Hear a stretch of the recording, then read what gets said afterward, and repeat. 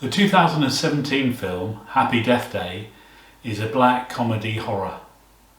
It is by no means a gore fest or anything like that, very similar to films like Scream, that sort of level. And the film follows a student called Teresa Tree Gelman.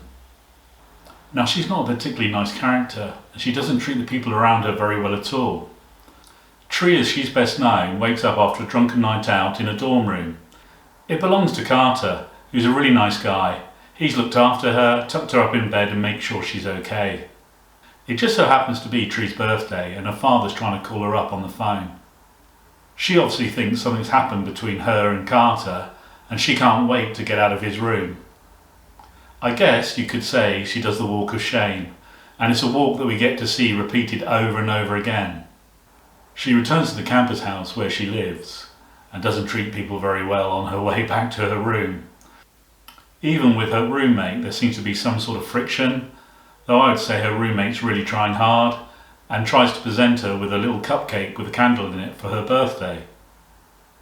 Of course, Tree doesn't react very well to this. She just looks at it and throws it in a bin. Too many carbs. Later, on the way to a party, she feels like she's being followed. There is a guy who's wearing the university mascot mask, and he attacks her in a tunnel, and she's killed. So she wakes up in the dorm room again, exactly like before.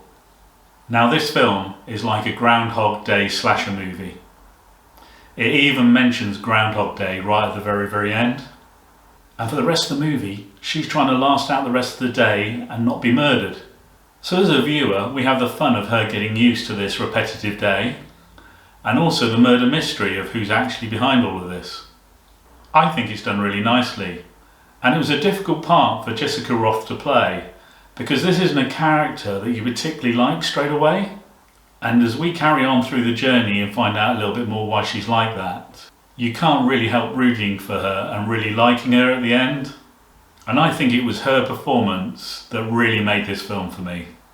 If you're not normally a fan of this type of film, I still ask you to watch it. It is really worthwhile. It's not what you think it's going to be. And if you do like it, there's actually a sequel called Happy Death Day to You.